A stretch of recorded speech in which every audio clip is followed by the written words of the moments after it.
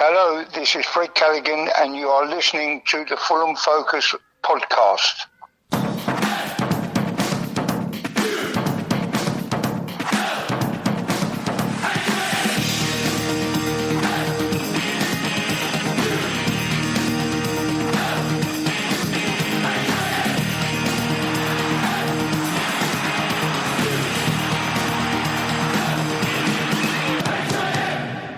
Fulham. Hello, welcome to the Fulham Focus podcast. My name's Matthews Boisclair and I'm here to preview the match with Bristol City at the Cottage on Saturday afternoon with my good friends Baldo and Stato.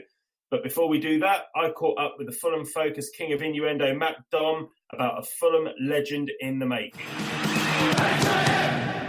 Fulham. Yes, I'm here with Matt Dom to talk about a man who is having a rather magnificent season for Fulham so far. His 15 goals have propelled the Whites up into third position as we head into Saturday's match with Bristol City, a side against whom Aleksandar Mitrovic scored his first ever goal for Fulham, getting on for nearly 2 years ago. Initially joining us on loan in January 2018, he has gone on to have a fairly prolific record in front of goal. Matt, what do you remember about the transfer deadline day when he signed for us on loan from Newcastle? It was announced quite late, wasn't it? Yeah. As far as I can remember, we were all set up to have another disappointing transfer window. I can't remember. I think we signed a few late on that window, if I remember rightly. I'm not sure when Target came in, but yeah, it looked like we were going to go without a striker again. And then I think someone in the Focus group chat said there was a link with Mitrovic, and it's one of those ones you think, yeah, whatever. It's just kind of deadline day nonsense. But all of a sudden he's on the website, and there he is. So one of the most exciting signings I can remember in recent years, that's for sure. Yeah, I remember the link coming. I don't know, maybe it was early evening, and I just remember sitting in front of the TV. Refreshing Twitter, just waiting for some sort of announcement, and it got to the deadline. I can't remember whether it was 11 o'clock or midnight for that particular one, and nothing was announced. I was quite tired, so I ended up just thinking, I'm just gonna have to wait until the morning. And I remember waking up in the middle of the night, and I just quickly checked the Fulham website when I woke up, and his face was on the website. That's brilliant. At championship level, that's such a good signing. It felt like it was going to be a good signing, but we've made signings in the past which have failed to live up to expectations. Mitrovic, Marley back in the day as well. So, but this one really did. This one really did hit home, and it almost immediately it started to take effect. So you were quite excited when he signed them. Yeah, I think so. I mean, there was that because obviously he'd been at Newcastle, I think, for probably a couple of years at that point, and there was a lot of talk about he's a red card waiting to happen, and he's got a bad attitude, and he's not going to make it. But I think you could tell there was something there, and there's a reason they signed him in the first place. And he came with a pretty good reputation when they first got him. And yeah, I mean, you compare him to the players we had up front. And yeah, you couldn't really fail to not be happy about that. I don't think, anyway. Yeah, definitely. It's funny. We had started our unbeaten run, a month or so earlier, but he really cemented the way we were playing, and we just started to look at a really good side. And of course, he was beginning to take the chances as well. And I think he made his debut against Nottingham Forest. He came off the bench against Forest. We won that game, but he looked all right in that game. But I don't think I ever foresaw that he was going to go on to have the scoring record that he did, certainly not that season. But his goals ended up being absolutely imperative to the unbeaten run. And he was also that linchpin that lifted the performance and the style of the whole team as well. Yeah, definitely. I mean, I remember thinking to begin with, because he hadn't played a lot, and like I said, he was struggling a little bit at Newcastle.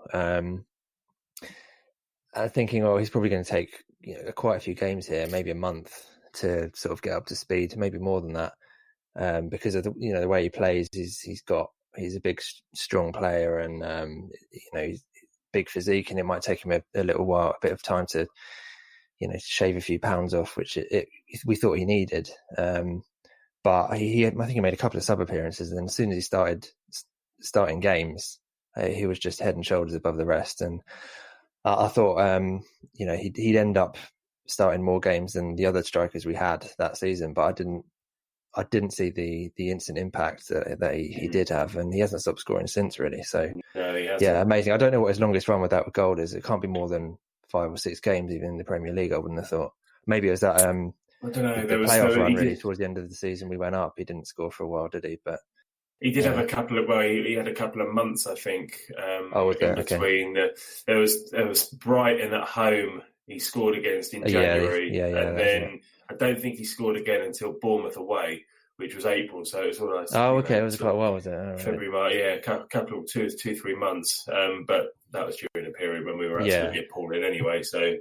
And then he was still one of the only players sort of that you could tell he was really giving it his all as well. Even that time he wasn't scoring. So yeah, definitely. But one thing about him is that although he's quite a physical player, he does score a variety of goals as well. He's not just your typical number 9 who just gets his head on the end of crosses.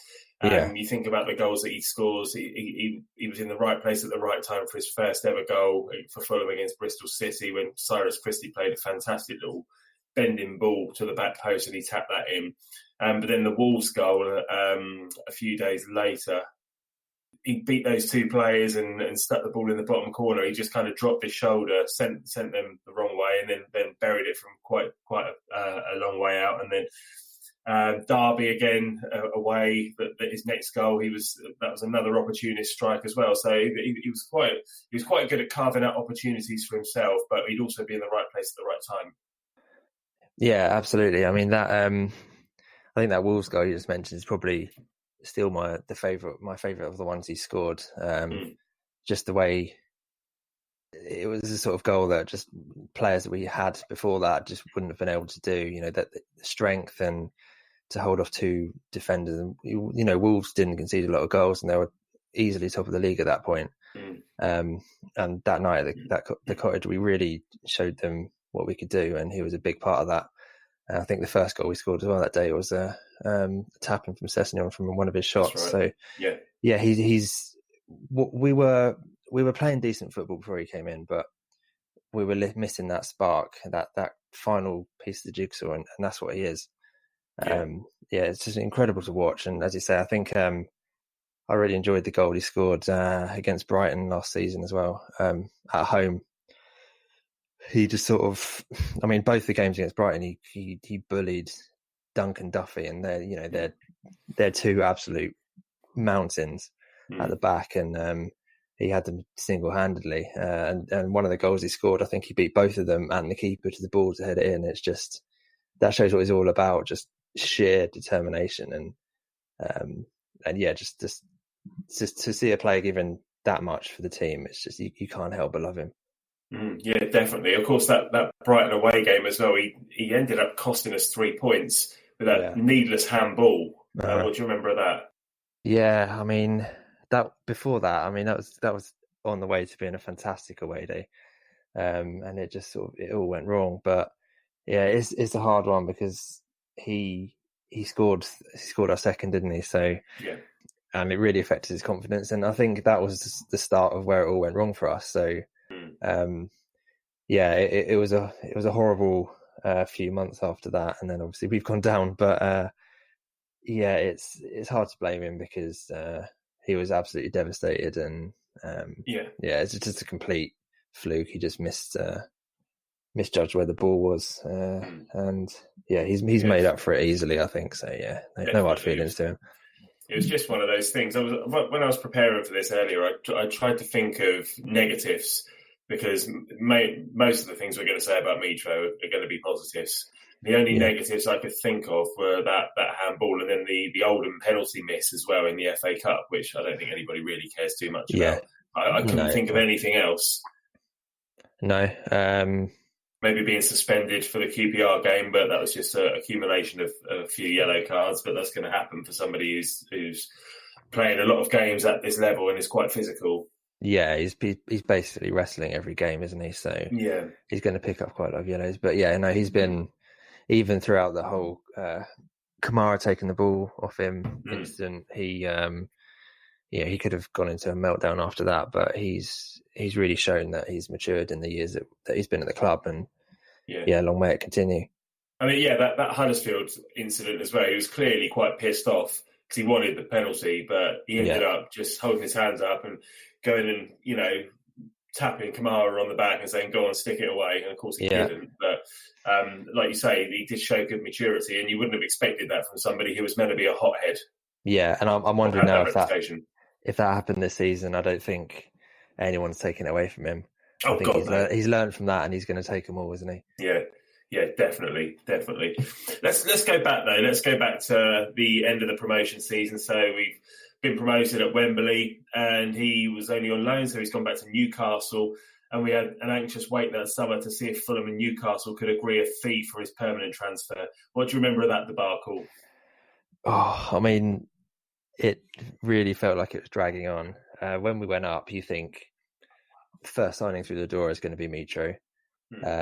Just the things he was saying after we went up, and there's no indication at all that he wanted to be anywhere else. And I don't know exactly what took the time. I guess it was to do with Mike Ashley, and maybe they were looking to bring someone in to replace him.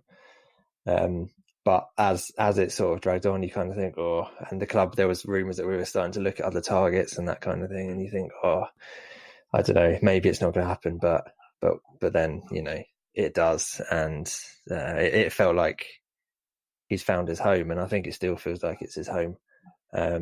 And everything he said, I think that's what's great about him. Obviously, he's scoring loads of goals, and as a fan base, we all, I've not found anyone who's ever said a bad word about Mitro, but every opportunity he gets, he gives the love back to the fans, and he's really, he respects the club. He loves, credit to him. He loves the chairman and Tony Khan for, giving him the chance to play here and making him the main man. And I was worried when we went down that, obviously it was to do with Slav that he came in the first place, and Slav left, got fired, and then we got relegated, and you think, maybe this is it. But it's obviously, he feels the club is bigger than one manager, and it's fantastic. Yeah, he's a top man and a top professional. The thing I particularly remember about that whole summer, or when it all came together, was there was lots of reporting in the press about Mitro and Fulham, and how Fulham and Newcastle couldn't agree a fee, and then Newcastle, I think they had a training camp in Portugal, and he ended up flying out to Portugal. And then as soon as they landed, Fulham and Newcastle agreed a fee, and he had to fly back on his own, and he left that training camp. And of course, once the fee was agreed, then there was only going to be one destination for him. And he said, once he'd signed, there was only ever one place for me. This was always going to be my home. I didn't want to go anywhere else. Yeah, and I think that was that's part of the kind of the games that Newcastle were playing. I imagine they probably got a couple of extra million out of that move. But Mitro, being the professional he is, he went along with the club's wishes and went over on their training camp, and the sort of player who kicks up a fuss and refuses to train, I'm not sure that's the sort of player you want at your club. So as you say, as soon as the fee was agreed, he was here. I remember seeing him turn up for training at Newcastle as well. The Sky cameras were there, and he turned up in his car. And, God, I feel sick. I don't want him there. Just get him back here, for God's sake. Thankfully, it all worked out in the end. So he was a Premier League player again, back with Fulham, and our Premier League season, our brief stay in the Premier League was appalling. But he was one of the good things, wasn't he? One of the very few good things about that season. Yeah, I mean, there were a couple of players. Really only a couple of players who can come out with a lot of credit that season. I think Callum Chambers is probably the immediate one that I think of, and he's not even, he wasn't even a Fulham player. Yeah. But I think 11 goals in any team, let alone a struggling team, is not easy to do. There's not a lot of players who get double figures in the Premier League, and he's shown his value, and he could easily make the step up, I think, to a top half European challenging team.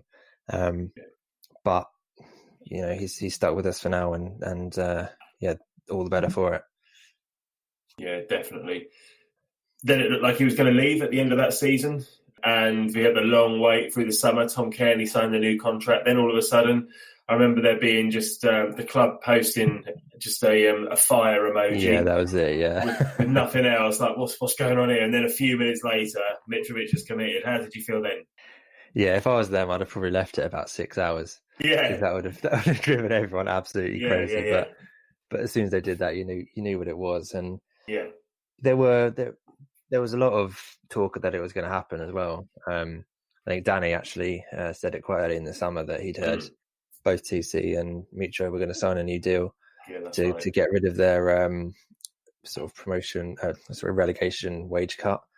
And I'm sure that's part of the reason. But even with offering it, a new deal on the same terms, for a lot of players, the Premier League is too much of a draw, and a lot of players would, like last time we went down, a lot of players jumped ship, and fair play, a few of them were decent enough for the Premier League, and Mitro certainly is. So a really, really good sign of his commitment to us. I wonder if it is just for 1 year.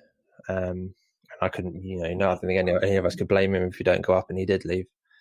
I can't imagine he would stay if there were more offers, but who knows? I think he had offers in the summer, didn't he? He even said there were offers from the Premier League. I think Everton were linked, and West Ham also were linked, but he decided to stay put. But yeah, if we don't go up this season, one would think that people are going to come knocking on his door again. I mean, Aston Villa are being heavily linked for a move in January as it is, but why you'd want to go there, I don't know. I think. Yeah, I don't think he would go to that level of club, to be honest. I think I don't. With the new deal, it would be up to Fulham if we want to sell him. If we didn't want to sell him, I can't see that he would kick up a fuss, because he doesn't seem to be that kind of player. But who knows? I mean, it depends what club comes in for him, I suppose. Well, he's got 15 goals already this season, so it's obvious that clubs' heads are going to be turned. He's been absolutely outstanding this season. For me, easily the best player in the league, and his record speaks for itself. Yeah, I mean, you just look at the last game against Swansea. If he was a Swansea player, they'd have been 3-0 up, and we'd have been out of the game, and it would have been over. But he had 2 chances, scored them both, and the rest is history. And he's missed a fair few chances as well this season, so it could even be more than 15. So, yeah, I mean, the Premier League player in the Championship always stands out, and that's exactly what we've got. It's what every club wants, isn't it? You can get by with an average defence, an average midfield, but if you've got somebody who, more often than not, takes their chances and creates chances for other people as well, then they're like gold dust. Players like Mitro are like gold dust. Yeah, exactly. And even when a team's not at their best and you're not creating that many chances and you're conceding chances at the other end, you've always got a goal or two in you with a player like that. So yeah, I mean, I'm pretty sure he's here for the rest of the season, and I think so. Who knows how many he can get? He could at least easily double his tally, I'd say. Well, put a number on it. 15 so far this season. I think I don't even know how many games we've had. We're not even halfway. Then, are we? Yeah. Not even halfway through the season yet. So if he keeps this record up, then he may break the record of 30 at this level. Is that what the record is? I believe so. It's on for sure. He's as well. I don't want to risk anything by saying it, but he hasn't been injured a lot since we've had him, and he's made of hard stuff, and you can't imagine he'd missed that many games. That's the thing, he never misses a game apart from the QPR game when he was suspended. I think he's been involved in every single game since he's been here. Yeah, I think it was one last season as well. He didn't play, as far as I remember, maybe 1.5 or something like that. Okay. So yeah, if he presumably plays every game, that's 46. Yeah, he's well on for 30. I'd be surprised at this point if he didn't get close to that. Yeah, I think 30 plus. I think it's definitely on. Yeah. As long as we keep playing the way we are at the moment, and I think they even said on Sky the other night, a side like Fulham with momentum is really dangerous. And that's what we've got at the moment. 4 wins in a row at the time of recording, going into the Bristol City game at home. Certainly backing to score again on Saturday. Exactly. Momentum with a lot more to come as well, I think. Yeah. All right, so you said earlier on that the goal against Wolves at home when we beat them 2-0 in 2018 was your favourite goal. Are there any others that stand out to you? Yeah, I can't remember who it was against, but it was one of his first goals. It might have been Sheffield United. There was a goal where I think it might have been Matt Targett's kind of lobbed a deep crossover, and it landed around the corner of the 6-yard box, and he sort of swept it in with the outside of his foot. And as soon as he scored that, you think, I don't think there's another player in this league who could have finished it like that. And that was early days, and he's just proven it ever since that if he gets a chance, he's one of the best finishers there is out there. And his ability to hit the roof of the net from anywhere in the box is just astonishing. He just arrows it straight under the crossbar where keepers have got no chance. That's right. That goal, it might have been against Sheffield United. I can't remember exactly. It was. Yeah. He just took it so early, didn't he? Everyone was expecting him to take a touch, but he just buried it. And even the keeper just didn't move. It's just in the bottom corner before the keeper had a chance to set himself.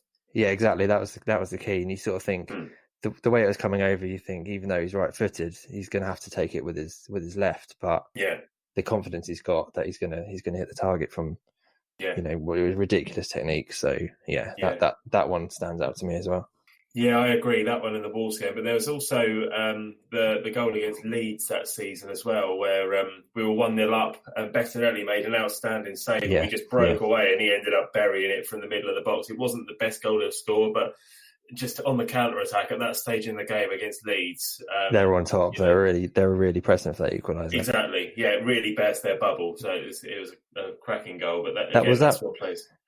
That was shortly, if I remember right, it was shortly after Steph Joe's classic takeout. Was that a 1-0 as well? It was the same game. But I think we were 2-0 up when that happened, and it was right near the end of the game where their bloke was breaking away, and he just flying tackle. Well, anyway, you can't even call it a tackle; it was full on assault, wasn't it? Straight for the legs, lovely stuff. Yeah, quality, absolutely brilliant tackle. But the sort of thing that if it happened against your team at that stage in the game, you'd be absolutely spitting feathers. You'd be livid. Oh, absolutely, yeah, lovely stuff. No, he's a boy, isn't he, old Steph Joe? What about moments aside from his goals? Are there any memorable moments you can think of aside from him sticking the ball in the net? Well, I think one that was brilliant looking back after the day after Wembley, after winning at Wembley, the Mitros and Fire chant was happening at the White Wall was singing it, and you realise until afterwards he's at the time he's doing an interview with Colin Murray. And he cuts it short to go leg it over to the fans. I'll be back. Celebration. It's absolutely amazing. Yeah. Just from that moment, you think this is where he belongs, and you could tell he felt that as well. Amazing. Yeah, completely agree. Yeah. The only other thing I can think of aside from the goals that he scored was when he tried to take on, was it David De Gea last season? Yeah. Yeah, got right up in his face, and I don't know what De Gea was thinking trying to take him on. No, there's only one winner. Yeah, exactly. There's only ever going to be one winner. Just you back out of that argument straight away, wouldn't you?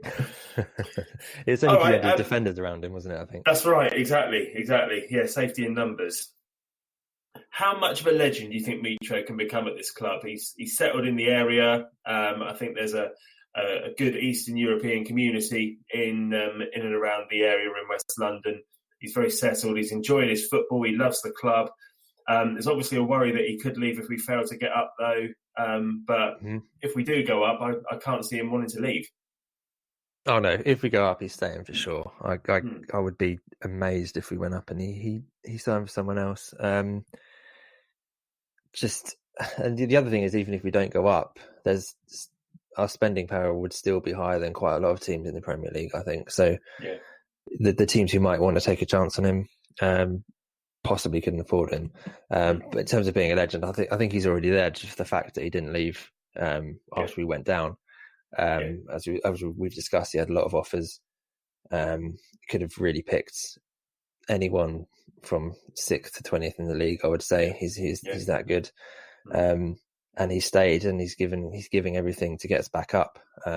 So for that, he's already one of my favourite players, and if he stays, even just a couple more years, he could go down as one of the very best, I think.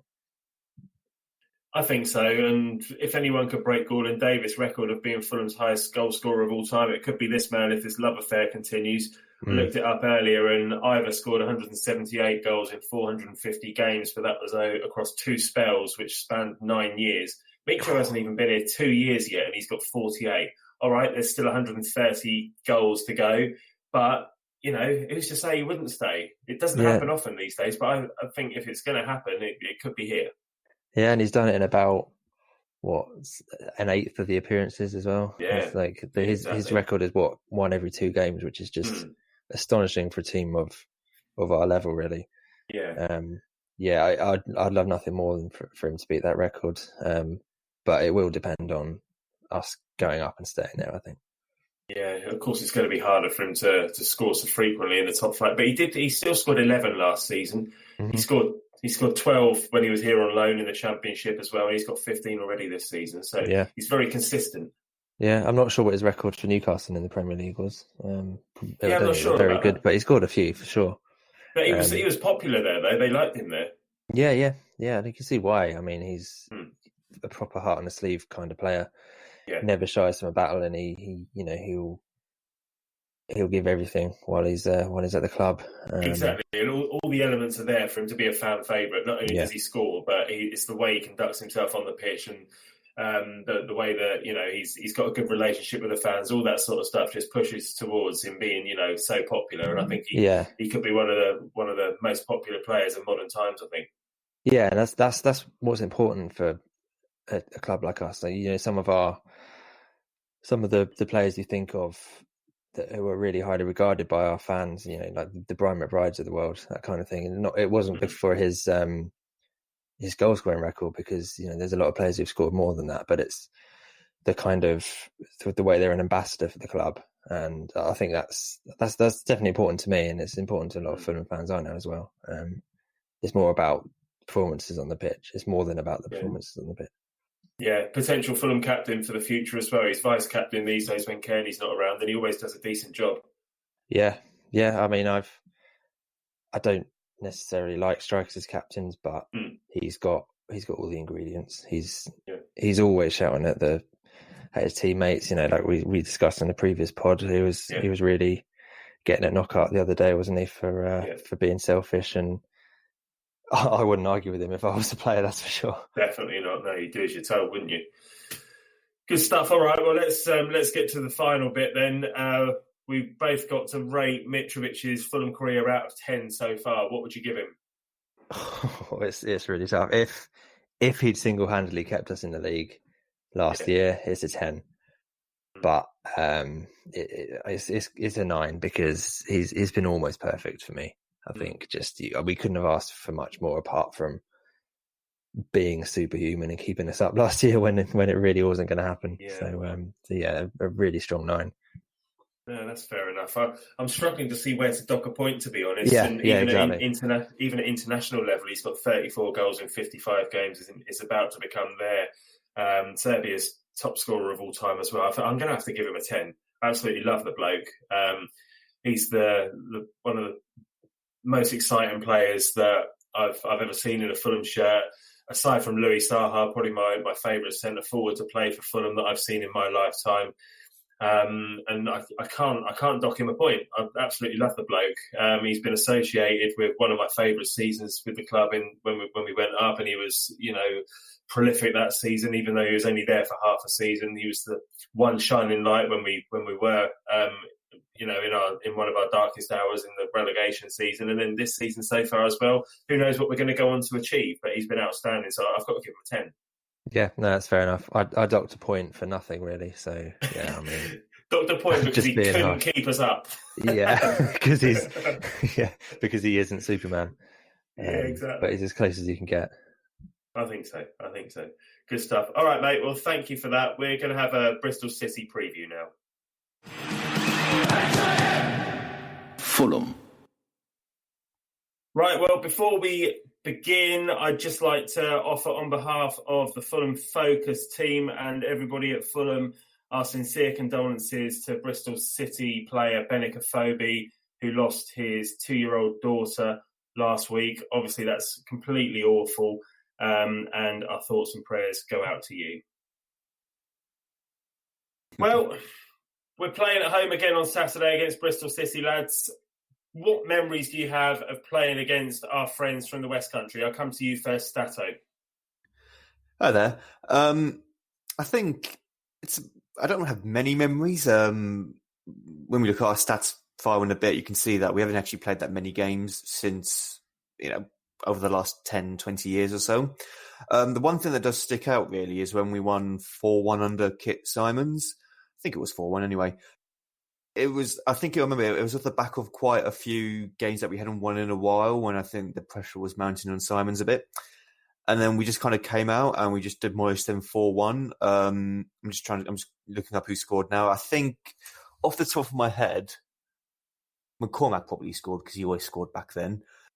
But we had 2 goals from Dembele, one from McCormack, and it was the Ryan Tunnicliffe goal I remember the most. It was kind of like, the big massive lob chip thing, wasn't it?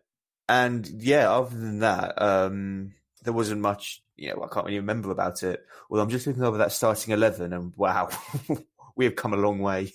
We really have. Good stuff. Thanks, mate. What about you, Baldo? Any memories of playing Bristol City? Mine is of a less exciting one. It was the cup defeat, the Carabao, could have been Carling, Worthington, I don't know, whatever the League Cup is, back in 2016-17 when we lost in the last minute to them with I think it may have been Tammy Abraham who scored the winner for them that night. And my abiding memory of it was back in the day. This is going to be a bit of nostalgia to some people. If anyone ever remembered going on Fan TV or ever watching Fan TV, I actually had to go on the next night and chat about the game with Justin Lee Collins, who was a Bristol City fan. So that was incredibly awkward for him. But yeah, I just remember it was an incredibly cold night. I think Corley Woodrow scored for us, and then everything just completely unravelled.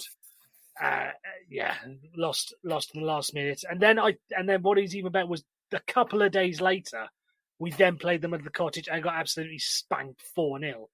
So we conceded 6 goals against them in the space of 5 days. It was an incredibly annoying time to be a Fulham fan that week. Yeah, we don't have an amazing record against Bristol City, do we? I was going to pick the 0-2 at home the season when we went up on Halloween. And the only reason I remember that is because living in Reading, Halloween isn't a particularly big thing in my neighbourhood, but I was walking to the ground from Hammersmith through all the streets around by the Cottage, and all the houses were done up in full Halloween regalia, and all the kids were doing I was going to say knock and run, but of course it isn't called that, is it? It's called trick or treat. They were doing trick or treat, and people that were answering the doors were all in fancy dress as well on a Tuesday or Wednesday night. I just thought it looked incredible, and I kind of wish that it was more like that around here, to be honest. But there you go. And of course, the game itself was less memorable. We ended up losing 2-0, and I think Bobby Reid scored at least one of the goals, if not both of them. He got one. So yeah, just one of the goals. So yeah, not a brilliant night to be a Fulham fan. That, but yeah, we don't have a great record. So fingers crossed that's going to change this weekend. So I'm going to come to you first, Stato. What do you think the lineup's going to be? Do you think we'll keep a similar sort of team to the one that won at Swansea on Friday night? Or do you see Harrison Reed being back? Or Bobby Reid even to play against his old team? Expect the goalkeeper and defence to stay the same. The front three, providing Kamara's fully fit, I would expect to see the same. The questions will be remain around the midfield. Tom Kearney will probably be a dead cert. Steph Joe, I mentioned it in the other pod, but he did go off limping towards the end. Now, I'm hoping that's nothing serious. If it's not, he'll be starting. That's completely fine. And then that does kind of leave the third position. And that's kind of all dependent on who's injured and who isn't. If we have a fully fit squad, I would quite like to see Harrison Reed be back in there. Bristol are quite a good attacking team. I don't think it would be wise to have Bobby Reid in there as well. But then it could be. What do I know? So yeah, kind of either one of the Reeds would be preferable. If that's not an option, I don't want to see Onuma there because I'm not a fan of him. I don't know what he offers. So, really, I think it'd be a great opportunity to see Matt O'Reilly start, or maybe even De La Torre, because they can't do any worse than what Onuma did. Okay, mate. And what about you, Baldo? I think it'd be incredibly brave move for him to play Matt O'Reilly or Luca De La Torre. If I'm being brutally honest, but I'd absolutely welcome it. Any chance to play the Fulham youngsters, I more or less agree with. I agree with what Status said. I think it's going to be more or less the same team, and a lot of it's going to depend on assuming everyone comes through injury free. I think again the likes of Kamara. He struggled a little bit in the Swansea game, but the fact that he managed to get through it, now he'll be on a week's rest, as it were, or more than a week's rest. I think he'll be able to keep hold of his position, but yeah, it should be more or less the same team that started the game against Swansea, in my mind. Yeah, I think you're right. Just depending on whether or not the Reeds are back or not. Talking about them as if they're twins. I am going to go through some of your stats now, Stato. So, Fulham versus Bristol City. We have played them 61 times. We've won 25 and Bristol City have won 21. Fulham have won 3 of the last 8 encounters against Bristol City. The last 7 meetings have all been very recent since we were relegated from the Premier League the first time. The last meeting before that was in 1997 when Paul Moody scored in a 1-0 win. I believe that season Bristol City were runners-up and were promoted behind Watford. And that was the year when we got to the playoffs and lost to Grimsby. That was actually the last time we beat them at home. So 22 years is a bloody long time. It's about time we overcame that. The last time we played them at home was the game I spoke about earlier on when we lost 2-0 on Halloween and Bobby Reid scored. And the last time we played Bristol City was the 1-1 draw in February in 2018, which was match 11 of our 23-game unbeaten run. Mitro's first goal for the club, of course. Mm-hmm. Former players who have played for both Fulham and Bristol City. Thomas Callas. I assume Thomas Callas is going to play at the Cottage on Saturday as well. We would think so. Yeah. So Joe Bryan, Bobby Reid, Cauley Woodrow, Ryan Fredericks, Matt Smith, Nicky Shorey, Matt Briggs, and Sean Davis. I didn't realise Sean Davis played there, but he played 3 games at the end of his career on loan. So learn something new every day.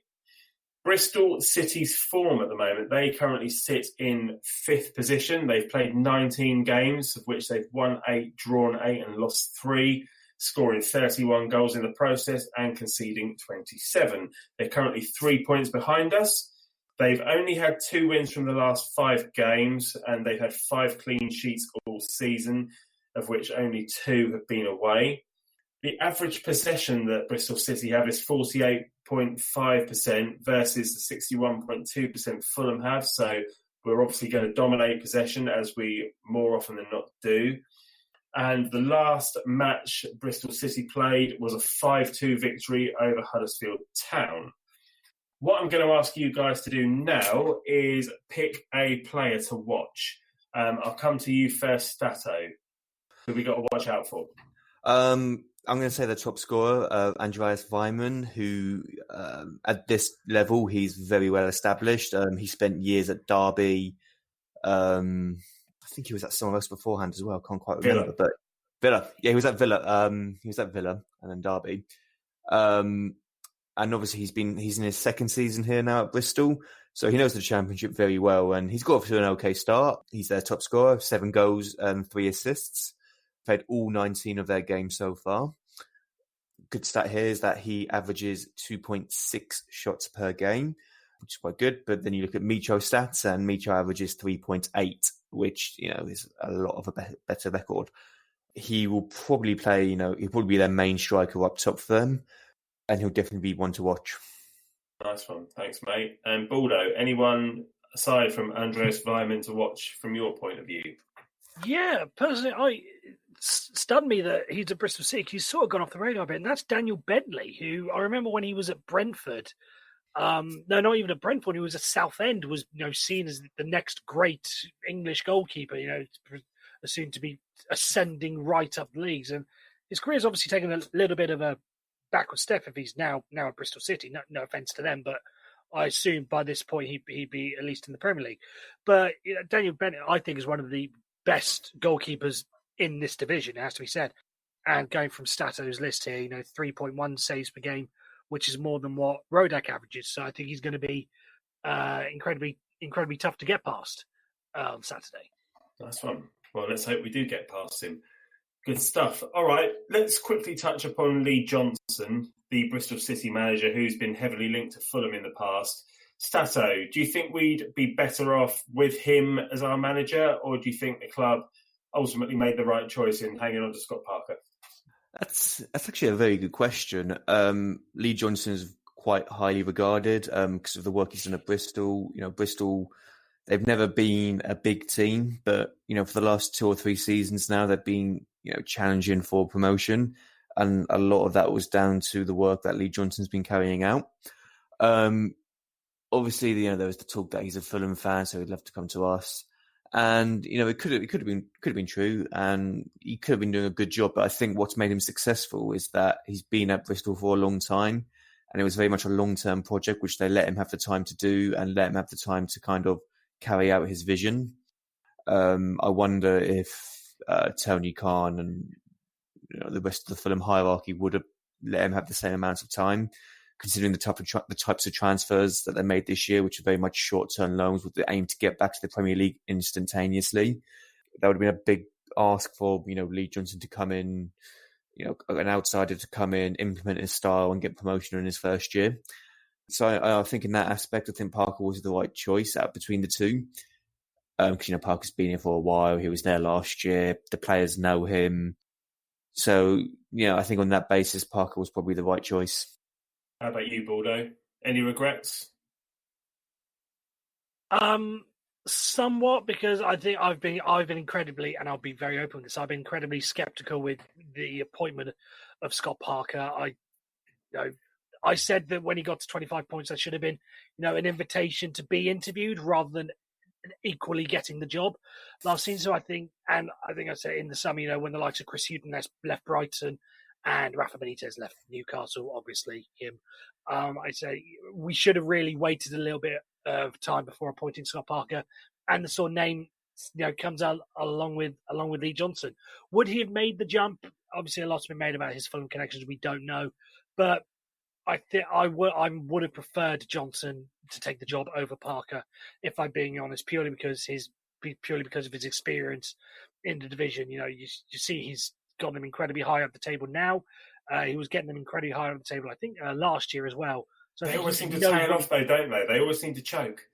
They do, but even so, but is that down to the players he has, or is that down to him? I think if you got him, the manager, and then the players that we had, I think he would have done reasonably well. But that being said, Parker has exceeded somewhat expectations this season, so I'm not angry that Parker's got the job instead, but I just think there were other options, better options out there, and Johnson absolutely could have been one of them.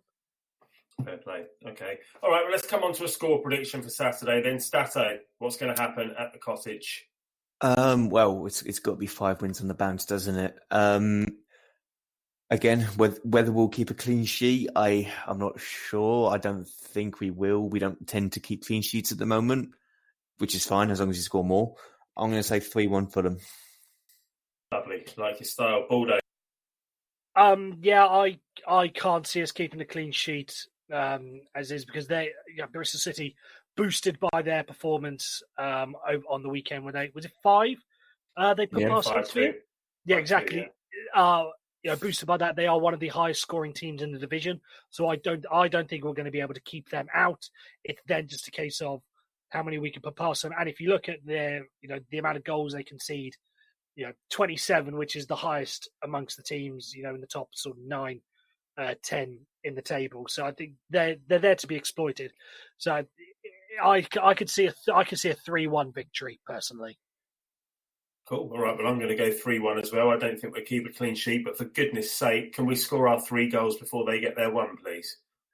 Yeah, I can see that. I can see us, being 2, maybe 3-0 up, and we'll score a goal. But it'll be no big deal. That's my hope. They can get a consolation in the 95th minute or something. Sure. We don't care. Yeah. Might as well not bother playing the game, might we? Just give it to us now. That'll do. Good stuff. Well, it's a massive week coming up for Fulham anyway. 3 games in 7 days. Bristol City, Preston away midweek, and then Brentford away. Stato, how many points do you realistically see us getting from these 3 games? I think 5 would be a good haul. I'd like to see us win at home to Bristol. Winning away midweek at Preston will be a big ask, I think. So I would take a draw in those circumstances. And as much as I'd love to win away at Brentford, I don't know. They're in quite good form at the moment, so I can see us getting a hard-earned draw there as well. 5 points out of those 3 games. That's not a bad haul. It's an okay no, haul. It isn't. But if we got 2 wins and a defeat, 6 points, isn't it? Even though we've lost the game. True. But, I like to think that we won't lose the games and we'll still have that unbeaten record. Yeah. Okay. All right. No, fair enough. What about you, Baldo? Out of the 9 points, how many do you see us collecting? I can see 7 personally. Yeah. I don't know. I'm confident that they'll win Saturday. It's the other 2 that I'm just not. Both those games can go either way. I'm confident we won't lose, but the fact that they're away just gives me a little bit of cause for doubt. And the fact that it's Brentford's last, West London derby against us at Griffin Park, and that's a good point. Those bastards will be up for it. It's from the fans' perspective, and if that passes on to the players, then you never know. We could be in for a little bit. They won 7-0 at the weekend as well, didn't they? Against They Luton? did. They thrashed Luton. That was against Luton. So again, well, we didn't win 7-0 against Luton. We didn't win 7-0. True. But yeah, I'd say 7 points. I don't know which of the 2 we're going to drop, but I can see us dropping 2 points in one of them. I mean, I'm just looking at Preston. They've lost their last 2 games on the bounce now, and they were previously 3rd and now down to 6th. I think if there is a team that we're more likely to beat between Preston and Brentford, it would probably be Preston. So basically, we're going to lose at home to Bristol City and win the 2 away games then? Yeah, pretty much. That'll do. All right, lads. Well, let's see what happens on Saturday. A win will give us our 5th win in a row, and a defeat ruins everyone's weekend, as it always does. Thanks to you both for joining me, and to you all for listening at home. See you all at the cottage on Saturday. Cheers.